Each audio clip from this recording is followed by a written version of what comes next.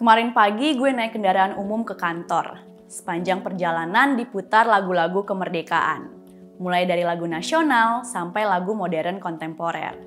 Gak sulit sih buat gue untuk hafal liriknya luar kepala. Tapi soal memaknai, beda cerita. 17 Agustus tahun 45, itulah hari kemerdekaan kita. Sepenggal lirik lagu ini membuat gue berkontemplasi. Udah 77 tahun Indonesia merdeka loh. Gue sendiri udah merdeka belum?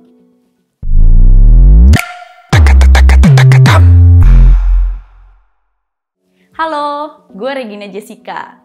Sebagai perempuan yang diberkahi cukup kemerdekaan, gue mencintai kebebasan. Dimulai dari yang paling utama dan mendasar, kebebasan bergerak.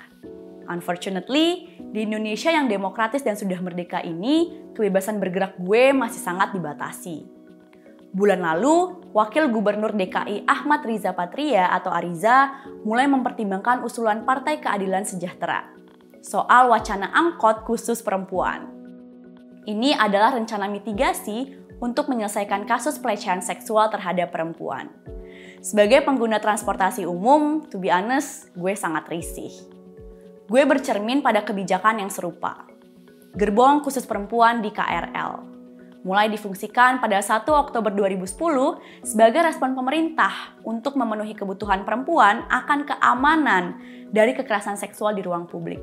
Gue ulang ya, kebutuhan perempuan akan keamanan dari kekerasan seksual di ruang publik.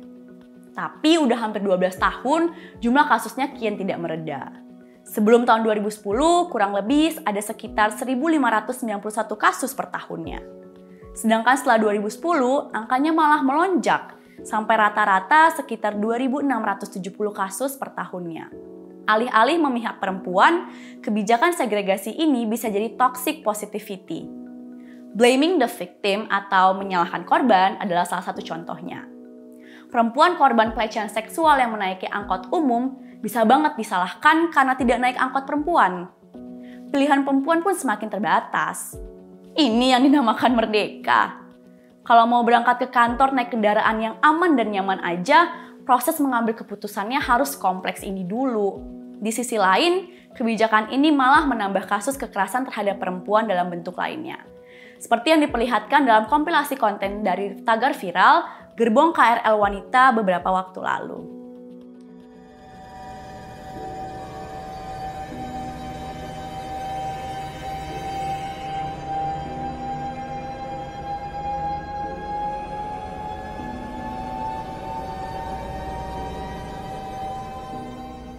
Sudahlah tidak efektif, malah menambah keributan.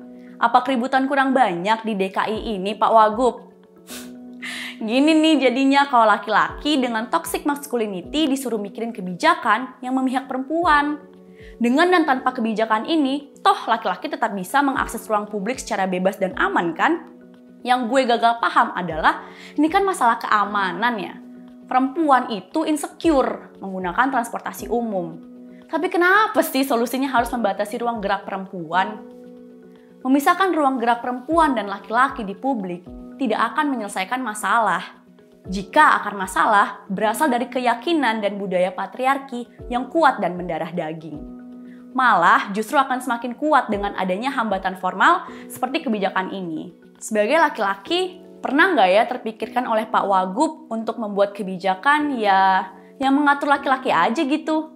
Mengubah pola pikir laki-laki contohnya. Bahwa perempuan bukan objek seksual. Bahwa pelecehan terhadap perempuan dalam bentuk apapun adalah sebuah hal yang najis dan akan dijatuhi sanksi pidana dan sosial yang seberat-beratnya. Tapi emang pada realitanya, mengontrol gerak perempuan lebih mudah ya Pak daripada mengontrol pola pikir patriarki. Kalau pembuat kebijakannya aja berpikir keliru begini, apa masih layak dikatakan kalau perempuan Indonesia sudah merdeka? Dirgahayu Indonesia, semoga perempuanmu kian merdeka.